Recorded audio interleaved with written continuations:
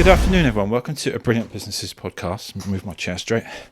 My name's Nick Bryant, and I'm with Lisa Abercromby, who's the head of lettings. I was going to say head of tenants then, but head of lettings at the Charles Cox Property Group. Bit of a mouthful. How are you? Yes, good, thank you. You all right? I'm very well, thank you. Thank you Good. for asking us to come in and talk to you. That's okay.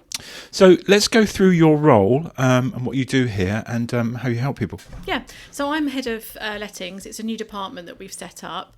The good sort of thing is that I've got quite a lot of experience both in terms of tenants and landlords, and I've come from a background of small independent agents and also the corporate side as well with Hamptons, which was a really good learning process. Obviously they're very sort of compliancy based, so it's quite nice bringing my knowledge to the company because it means then that I can incorporate the sort of personal side with the small tenants, you know, with small independents. As well as kind of the more corporate side in terms of making sure that everything is compliant and everything's up to date and everything. So it's two different things though. I guess the residential part of it and obviously the commercial side. Yeah, absolutely. I guess if you know both, then you've got it covered. Yeah, I mean, I was generally more on the residential side, but I dealt with, from some of the small independents, I dealt with obviously very small properties, right the way through to my biggest one was at Hamptons was £30,000 a month rental. That's a big house. So that was for the executive producer of Marvel. So it was a really different experience, and sort of I dealt also with a lot of property management as well. So not only have I got experience in terms of setting up the tenancy and doing the viewings and that kind of thing, but also as well for the after, which is probably the most important thing, is like obviously the property management side and the dealing with all the maintenance and all the questions that crop up during the tenancy. And there's a lot of legislation involved, I guess, that you need to know about the whole part of it. Exactly. I mean, there's the EICR, which is the electrical certificates, that's recently come in, which landlords didn't have to pay for before, and now they have to. And I think that, you know, sometimes did put landlords off sort of renting, and also as well, sort of, you know, there's obviously the tenants reform bill that's going to be coming in sort of probably next year, which is going to have a major impact in terms of kind of how the tenancy is run and structured. So that's going to be quite a lot of legislation that we're going to have to get on board with as well. So. What is that then? Tell us a bit about that. I don't know. Yeah, it's a new bill that the government have kind of are reviewing at the moment. And for example, normally tenancies tend to be sort of set for a fixed period of time, like 12 months. Okay. But they are going to be doing it on a periodic basis. So there's not... there's good and bad sort of things about it. The good is obviously that it gives flexibility for both the landlord and the tenant. They only have to give a small amount of notice. So the landlord only has to give 2 months' notice, whereas the tenants only need to give 1 month's notice. Okay. That's right, in the fixed term. But with a periodic, they can end the tenancy at any time. Obviously, you're still giving the 2 months and 1 month's notice. But with the fixed tenancy, it's for a set amount of time, so 12 months. So we always say to like landlords, if you can, try not to have the tenancy sort of ending around Christmas time, because that's quite a dead period in terms of when tenants want to rent. Yeah. So you could end up having a void period, whereas obviously if it's a periodic contract, they could end it at Christmas, and then potentially you don't have anybody in until kind of say end of January or something. Yeah, and you've got that gap. Yeah, exactly. So, and it's things as well like, at the moment, having a pet is an optional thing depending on, you know, the landlord's sort of what they want. Yeah. Obviously, if it's in a flat, there could be a head lease that says you can't have pets, so that kind of takes out the landlord's hands. But with this rent reform bill, they're now saying that actually that tenants have the right to have a pet, and that actually sort of unless there's a really good reason why you can't have a pet, that they should be allowed that. So. So obviously that sort of, you know, is a challenge for some landlords as well, because not everybody wants to have a dog or a cat. No. And obviously you've got to then, and because of the tenant fee ban that was in 2019, you can't charge tenants for sort of potential damage unless it's at the end of the tenancy. Okay. So like, for example, I had a tenant once who, the landlord had a massive property in Hampshire, and he'd hand built everything, and she had decided to run it as a dog hotel, and so the whole place was trashed. But it was. But under the tenant fee ban, because it wasn't during the end of the tenancy, we couldn't charge. You couldn't do anything about it. So there's.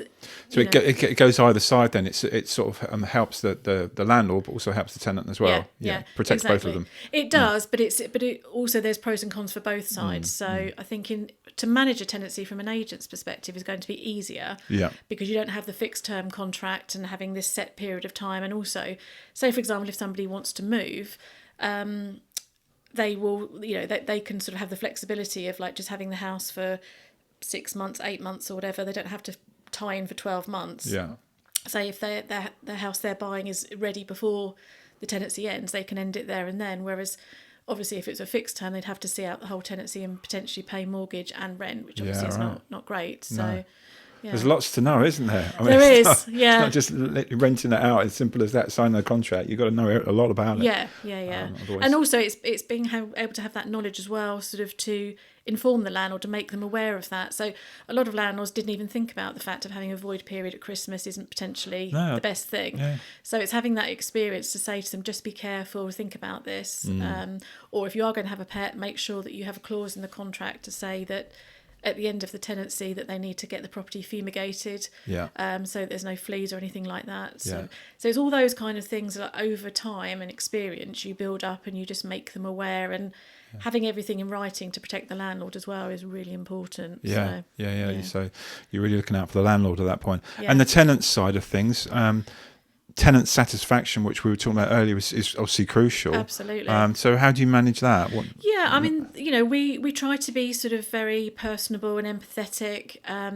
I always meet the tenants sort of beforehand, and I can kind of vet them, and sort of being able to chat to them beforehand, and you kind of understand what their needs are. And sometimes I will say to them, I don't think this property is going to suit you. For example, if it's a top floor flat and you've got a young mother with a pushchair, she is going to struggle going upstairs if there's no lift.